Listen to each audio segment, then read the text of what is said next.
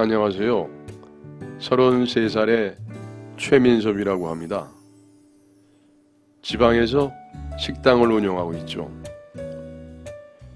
요즘 TV에서 맛집이라던가 요리 프로가 참 많은데 요즘은 광고성이 짙어져서 맛집 채널을 믿지 않는다고 하더군요. 하지만 예전에는 TV에서 나오는 맛집들은 정말 진짜였습니다. 옛날에 저희 가게도 맛집이라면서 방송에 소개가 되었었죠. 그땐 아버지가 운영하실 때였습니다. 전 그런 유명한 가게의 장남이었고요.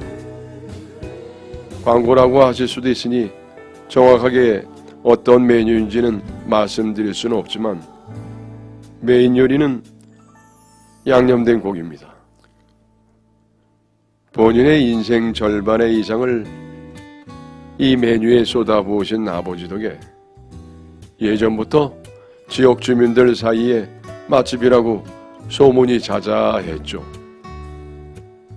이에 더해 TV에 소개가 많이 되면서 지역뿐만 아니라 여행객들에게도 유명한 곳이 되었습니다.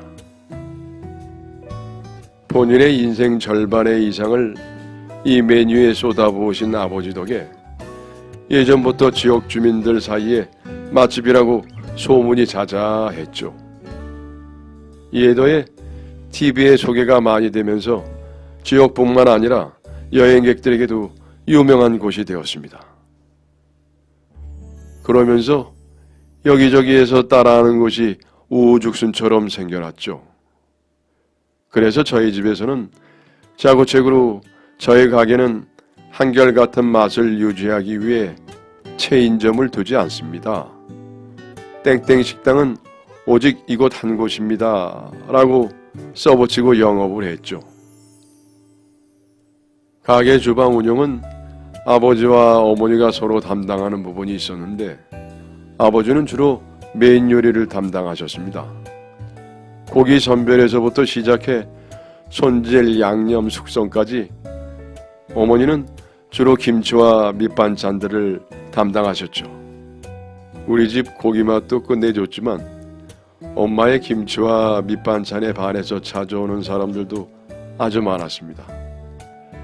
결혼 전부터 유명한 음식점 주방장에서 일하던 아버지는 오랫동안 아버지의 스승님으로부터 비법을 배우기 위해 부단히 노력하셨다고 합니다. 그때 거기서 일하시면서 서빙 직원이셨던 엄마를 만나셨고 두 분은 연애를 하게 되셨죠. 그러다가 제가 생기면서 빨리 결혼을 하게 되었습니다. 22살의 어린 나이였던 엄마는 외할머니와 할아버지께 쫓겨나고 말았지만 말이죠.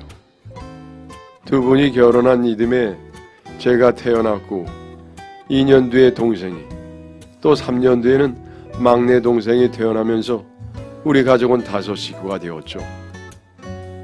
그리고 아버지는 스승님 밑에서 일한 지 13년 만에 아버지의 식당을 차릴 수 있었습니다.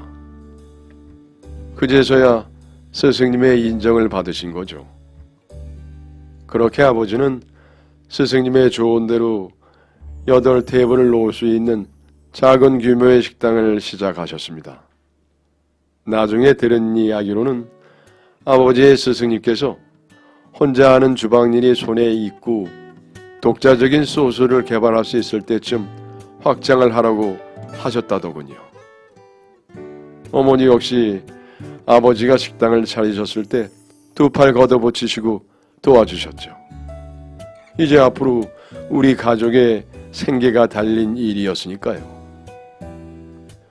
부모님이 결혼을 하실 때 인연을 끊으신 외할머니와 외할아버지는 막내가 태어나기 직전부터 서로 왕래를 하기 시작했는데 외할머니표 김치 맛이 최고였죠. 제가 외할머니 댁에 처음 간 것은 6살 때였는데 그때까지 김치를 좋아하지 않았던 제가 할머니의 김치에 밥 한 공기를 다 먹었다는 이야기는 귀에 딱지가 않도록 들었던 일화네요. 그리고 식당을 오픈하면서 그 맛있는 김치를 식당에서 제공하고 싶었던 어머니는 외할머니께 부탁을 드렸고, 할머니는 자식 잘 되는 일이니 흔쾌히 도와주셨죠. 처음에는 할머니께서 직접 김치를 담궈 주셨습니다. 그 덕인지 장사는 점점 잘 되었고, 하루에 소비되는 김치의 양이 늘어나자 어머니는 할머님에게 김치 담그는 방법을 직접 전수받아서 어머니가 대신 담그기 시작했습니다. 그 덕에 저는 초중고를 다니는 내내 고깃집 아들이라는 말을 듣고 살았습니다. 그만큼 우리 동네에서 유명한 고깃집이었죠. 부모님은 저의 형제를 위해 열심히 노력하셨지만 정작 저는 공부는 잘 못했습니다. 어렸을 때부터 부모님이 장사하시다 보니 공부를 하는 방법을 알려주는 사람이 없었거든요. 숙제가 있어도 따로 봐줄 시간이 없으셨고, 솔직히 저도 다 핑계라는 건 압니다. 부모님이 바쁜 환경 속에서도 동생들은 알아서 공부를 잘했으니까요. 어릴 때는 만화나 개그 프로를 많이 보는데 동생들은 자꾸 EBS 교육방송을 보더라고요. 재미도 없고 지루하고 따분한데 솔직히 지금도 이해는 안 갑니다. 게다가 동생들은 시험도 100점 맞아오고 우등상도 받다 보니 아버지는 저보다 동생들을 훨씬 예뻐했습니다. 용돈도 형인 저보다 동생들이 더 많이 받았죠. 전 그냥 찬밥이었습니다. 그러다 보니 항상 차별받는다는 생각을 하고 있었죠. 그런데 차별받는 것을 확실히 알 수 있는 일이 생겼습니다. 공부하는 게 뭐 대단한 일이라고 제 친구들이 있는 앞에서까지 유세인가 싶었습니다. 2002년 월드컵 때였는데 당시 저는 중학교 2학년이었습니다. 저희 집 TV가 제일 커서 친구들이랑 집에 모여서 TV를 보고 있는데 13살이었던 동생이 제발 조용히 좀 하라고 소리를 지르더라고요. 공부하는 게 뭐 대단한 일이라고 제 친구들 있는 앞에서까지 유세인가 싶었습니다. 솔직히 친구들 앞에서 너무나 창피했습니다. 동생이 형한테 기어오르는 모습을 보여준 것 같았죠. 그래서 동생의 코에서 쌍피가 날 정도로 주먹을 날렸습니다. 그리고 저는 그날 부모님한테 엄청 혼났습니다. 너 동생한테 이게 뭐 하는 짓이야? 친구들이 있는 데서 조그만 게 까불잖아요. 공부한다는 동생 도와주지는 못할 망정 집에 왜 친구들을 데려와서 소리를 지르고 놀아? 그렇게 공부하기 싫으면 가게 나와서 일이나 도와. 라고 말씀하시는 아버지에게 내심 서운했습니다. 공부 잘하는 자식만 자식으로 생각하는 것 같았거든요.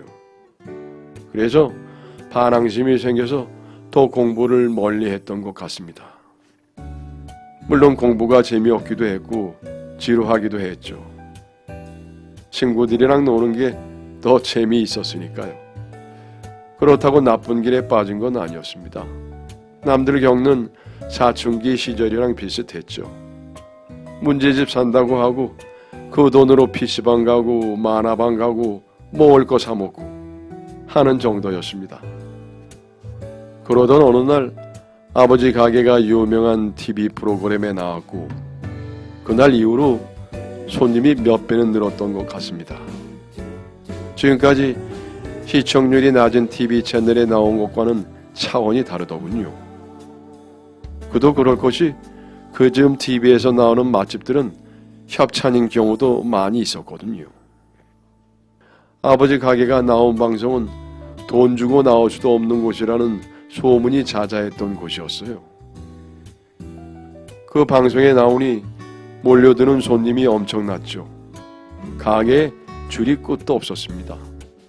그러다 기다리는 손님이 너무 많아지다 보니 아버지는 스승님과 상의해 가게 규모를 확장시키기로 하셨습니다. 확장시키면서 망하는 가게도 많다고 하던데 아버지의 가게는 더 잘 됐습니다. 그렇게 정신없이 바빠진 가게에는 늘 일손이 부족하다 보니 주말이나 학교 쉬는 날이면은 가끔 가게에 나가서 돕기도 했습니다. 부모님 도와드린다는 생각으로 도와드렸으면 좋았겠지만 매일 친구들이랑 놀러 나가다 보니 용돈이 부족했거든요. 그래서 용돈 벌이 겸 해서 나간 거였죠. 그렇게 생각 없이 놀고 먹다가 고등학교 3학년이 되었습니다. 친구들은 취업 걱정을 하기 시작했지만 저는 미래에 대한 걱정은 없었습니다. 야, 넌 좋겠다. 아버지가 다 만들어 놓은 거니 넌 카운터에 앉아서 돈만 세면 되는 거네. 그렇게 한번 방송 타고 올라가면 3대는 먹고 산다더라. 물론 제가 공부에 관심이 없었던 건 맞습니다. 하지만 그것도 어느 정도 따라잡을 수 있어야 노력이라도 하는 건데 동생들은 제가 범접할 수 있는 수준이 아니었습니다. 둘째는 유학을 가고 싶어서 알아보는 중이었고 이제 중학생이 된 막내는 외고를 목표로 공부를 하고 있었습니다. 그리고 공부를 잘하다 보니 둘 다 서울 이모집에서 지내며 각종 사교육을 받으면서 공부를 하고 있었죠. 이 집에서 공부를 못하는 건 저 하나뿐이었죠. 그러다 보니 전 그저 미운 오리 새끼였습니다. 제 성적에 대학을 가봤자 등록금 주면 입학할 수 있는 그런 수준의 대학밖에는 못 갔을 테니까요. 그렇게 전 예상대로 아버지 가게에서 서빙을 하기 시작했습니다. 그러던 어느 날 어떤 손님이 고기 양념 맛이 변했네 어쩌고 저쩌고 하면서 트집을 잡기 시작을 했습니다. 어머니는 그 손님에게 무작정 사과하기 바쁘셨고 저는 그 모습이 무척 싫었습니다. 그래서 그 손님 쪽으로 가 말을 했죠. 그럼 먹지 말고 나가요. 뭐? 너 뭐라 했어? 이 어린 놈이 버르장머리 없이 손님한테 무슨 말버릇이야? 심지어 아버지는 그 손님에게 음식값을 받지 않겠다고 하셨습니다. 답답하더군요. 그 손님은 2인분을 시켜서 거의 다 먹은 상황이었었거든요. 결국 저는 아버지한테 대들었습니다. 아버지, 저는 진상들 받아줘 버릇하면은 망하는 거라고요. 저 손님이 트집을 잡는다고 해도 니놈은 손님한테 응대하는 방법이 틀렸어. 우리 집 고기가 맛있다고 소문이 나서 오는 사람은 기대치가 높단 말이다. 그러다 보면 본인이 원하는 맛이 아니면은 실망할 수도 있는 거야. 그럼 굳이 돈 내고 먼 길을 달려 이 음식을 먹으러 온 손님한테 감사하고 죄송해야 하는 거지. 아버지, 그러다 진상한테 당하는 거예요. 당해도 내가 당할 테니 넌 이제 가게에도 나오지 마. 쓸모없는 놈. 그 말을 들으니 자존심도 상하고 절 내놓은 자식 취급하는 아버지에게 화가 나 나가겠다는 마음을 먹었죠. 그날 밤 전 아버지의 지갑에서 돈을 훔쳐 더는 이런 취급 받으면서 못 살아요. 성공하면 그때 다시 집에 돌아오겠습니다. 라고 편지 한 장을 써놓고는 집을 나왔습니다. 집에서 나온 저는 어디가 좋을까 하고 고민을 하다가 아무런 연고가 없는 강원도를 향했습니다.